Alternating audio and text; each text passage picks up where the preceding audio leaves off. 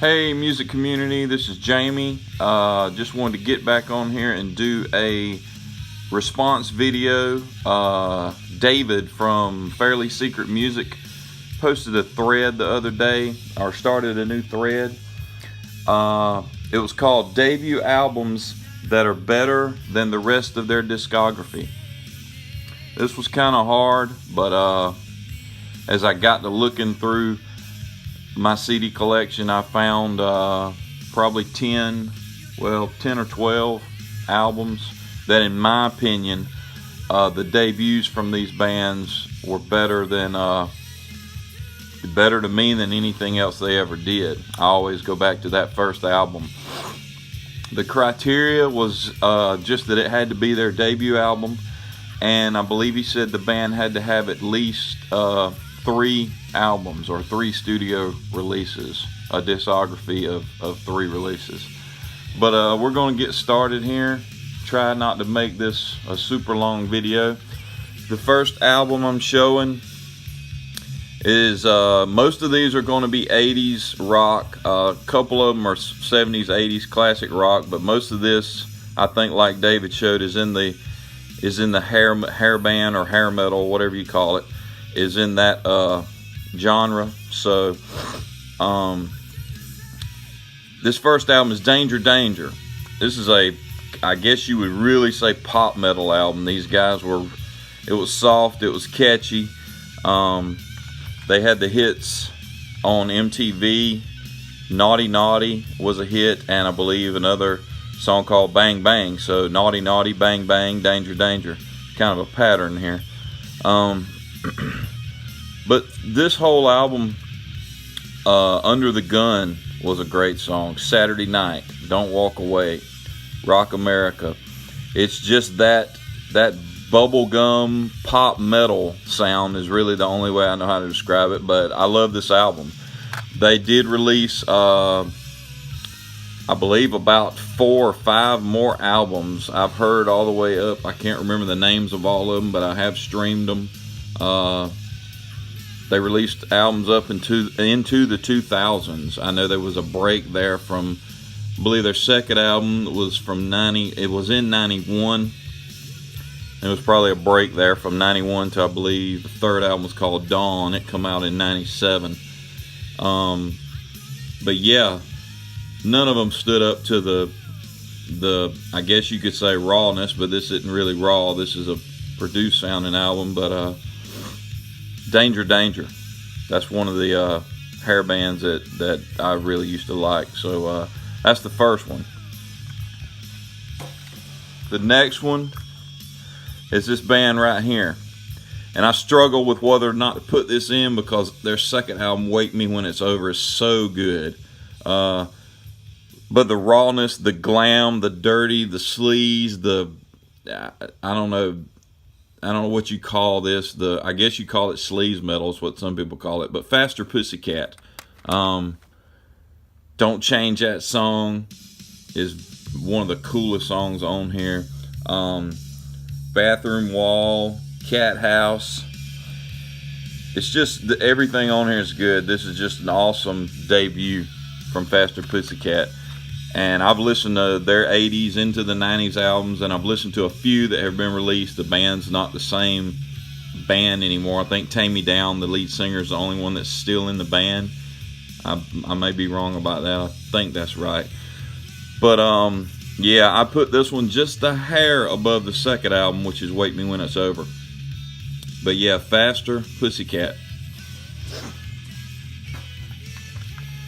And some people may not agree with this one, but over the years, this is the Van Halen album I go back to. Yeah, more than 1984, more than Fair Warning. Their debut, Van Halen's debut. 5150 is where I discovered Van Halen. 5150 is the first album I owned, which was the beginning of the Sammy Hagar era Van Halen. But and I knew 1984, never owned it. That's a good album. Van Halen doesn't have any really bad albums, but for me, their debut is it. I can put this on. I don't skip any tracks on this. And in my opinion, Van Halen's debut is just a masterpiece. The next one is from another 80s hair band. A lot of hair going on here. I think I've shown this in other videos. Britny Fox, their debut. Girl School, Long Way to Love, Save the Week, Rock Revolution. A lot of hits here, a lot of stuff that was on MTV. But Britny Fox, they released their second album. It's called Boys in Heat. Their third album, they lost Dizzy Dean, which is this guy right here.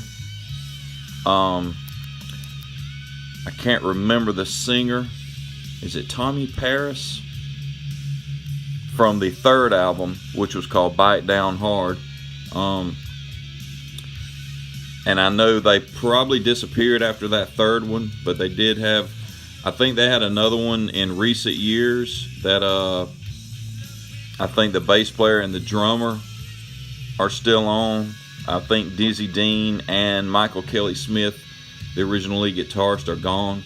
But anyway, they do have more than three. But nothing stands up to this debut for me, Britny Fox.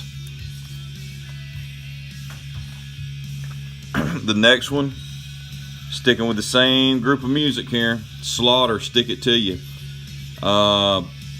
When this album exploded in 1990, you had Flight of the Angels, Up All Night was on MTV, Spend My Life, Mad About You. Those are just the hits I'm naming. I love the whole thing. Slaughter, Stick It To You. The second album was called The Wildlife. It was a definite step down for me from this album. And then their third album, I think, was called Fear No Evil. Excuse me, guys. But none of their, and they've released a couple of other ones. I have their second one and third one, I believe. I don't have anything past that, but they had another one called Back to Reality, and I can't remember, but they've released about 5 albums. The original guitarist, Tim Kelly, was tragically killed in a car accident sometime after their second album, and I just dropped that CD. Anyway, there you go. I won't say nothing else about that one. That's Slaughter, Stick It To You. Alright, next up is this gem here that people like to pick on. Winger. Winger's first album. Their debut is it for me too. I've heard some other people talk about it. Madeline, Hungry, 17, Without the Night. Their cover of Purple Haze. State of Emergency is an awesome song. Time to Surrender, Poison Angel, Hanging On, and the hit Headed for Heartbreak. And I'm sorry, one more bonus track, Higher and Higher. You can see this was released in 88. Everything from Atlantic in 88 had this nice little Atlantic Records 40th anniversary. Sorry, I'm getting off track. Anyway, Winger, their debut, to me, is better than anything else. Second album was In the Heart of the Young. The third album was Pull. I don't have the fourth album. It's hard to get. I've heard it. It's not that great. They've released 2 other ones in later years here recently. They're hard, they're heavy. Good musicianship on those 2, but nothing stands up to this debut for me. So Winger. The next one, Skid Row. This is another one that was really close, like Faster Pussycat, because I love Slave to the Grind. That album is heavy and edgy and punky and all that good stuff. But Skid Row's debut just has that raw, brand new sound. They're hungry. They're out to make a point. And with the first album and everything on here, from Big Guns down to I Remember You, Youth Gone Wild, Here I Am, Piece of Me, 18 in Life, Making a Mess. I saw them open for Bon Jovi on their first tour. It was the New Jersey tour, and it was Skid Row's tour for this album. But yeah, Skid Row, their debut to me is better than anything else. Of course, they lost Sebastian after the third record, which was Subhuman Race. They got a guy named Johnny Solinger. They had an album called Thick Skin and a few other albums after that. That I'm not remembering the names of. I don't have anything wrote down. I'm doing this straight out of my head, which isn't always the best way to do it. But I've heard all those albums. I have listened to them and strained them. I don't own them. But nothing stands up to this debut, Skid Row. And this one right here, Dio. This is Dio's first album, Holy Diver. Nothing else Dio did. I do love The Last in Line, and I also own Sacred Heart. And I've listened to, I think I've listened to just about everything Dio's done, but to me, nothing stands up to this debut of Holy Diver. So there's Dio. Trying to make this quicker. I've still got a few more. There's another one, Dangerous Toys, another 80s band. Love the cover of this album. Love that artwork. Their second album, Hellacious Acres, very good album. Third album is called Pissed. It's a very good album. Then they went to an album called The Artist, formerly known as Dangerous Toys. And I kind of started dropping off for me on that one. And I know they have maybe at least one after that. So, but nothing was as good as this debut. They're kind of dirty, reminds you of Guns N' Roses. This came out in '89, so Guns N' Roses were already on the scene. But yeah, Teasing, Pleasing, Scared, Bones in the Gutter, Feels Like a Hammer, Queen of the Nile, Outlaw, 10 Boots Stomping. Some of the lyrics are kind of cheesy, but this is cool stuff. This is really cool stuff to me. So their debut, Dangerous Toys, better than the rest of their catalog. And I was just talking about this band. Do I need to say anything about this? Honestly, maybe some people disagree, but yeah, I'm just gonna show that and leave that right there. The next one was a different band here from the ones I've shown. I love this debut. I did a video for John Vinylizer. He was telling us to show 80s albums that weren't hard rock, heavy metal, and I showed Heartbeat City. Well, I love Heartbeat City, but this album here is the best album to me from the Cars, the debut album from, I believe, I can't see that year, guys, 1978. Good Times Roll, My Best Friend's Girl, Just What I Needed. You guys can read. I don't need to read all that. Bye Bye Love, that's a really cool song. The synth, the pop, the keyboards, the synths, whatever it was they were doing here in 78 was not being done, or at least I didn't hear it from other bands. Of course, I was 4 in 78, but just the sound of this album, maybe it's the production, maybe it had a lot to do with the producer, Roy Thomas Baker, which that probably says a lot there. He's a great producer. But the Cars debut, to me, yeah, that's the better than anything else they did. All right, I got two more. And I stole this one from David. Well, I didn't steal it from David. It was already on my mind when he started his video. And this didn't used to be the case for me. Dr. Feelgood was always my favorite Motley Crue album. I've been listening to Motley Crue since 1987 with Girls, Girls, Girls. As I go back now and reach for Motley Crue albums through the years, I mean, from 87 to now to 2019 is a good way. So, Too Fast for Love, raw, heavy, like David said, great songs. There's the track listing. I can put this on from front to back.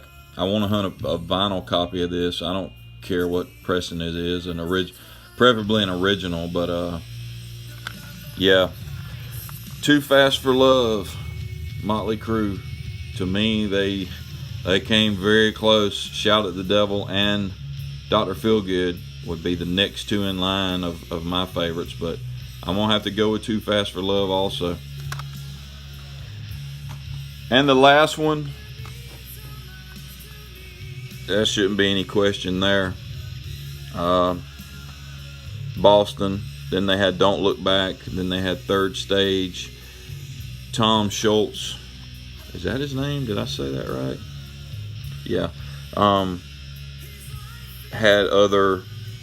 They had an album called Walk On in '94 that I used to have. I don't have it anymore. There's another album called Corporate America. He's continued the band. Sadly, I think the singer, I can't think of his name now. It says Bradley here. His name was Brad Delp, I believe. Passed away. And I want to say another one of these guys, maybe the drummer. But anyway, I would think most people would agree that Boston's debut, that nothing else touches anything else they've done. But I think that's it, guys. That was probably 10 or 12 albums. Playing in the background, which the songs are switching up right now.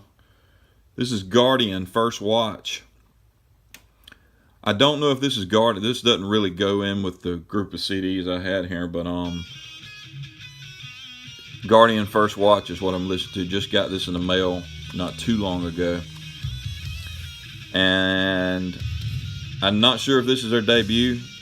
I would think it is. First Watch. It's called First Watch. But anyway, I have another album there. It's called Fire and Love. And I can't say whether or not I like this one better, but anyway, this is just what I'm listening to in the background right now. Really cool album from a band called Guardian. That's it, guys. Hopefully some more folks will get on and do a thread response to David on these debut albums that you think are better than the rest of the band's discography. So check that out. I'd like to see some other people's opinions, some other bands, stuff maybe I forgot. There was a lot I didn't put in because I kept going, nah, I like the second album better. Some of those were Poison and Cinderella, and that's just a couple I can think of that I like the second album better. But yeah, guys, that's it. I've rambled on here for 18 minutes. God bless you if you're still with me. But we will see everyone later. I'm going to try to start my own thread pretty soon on something I got in mind. But until then, music community, see ya.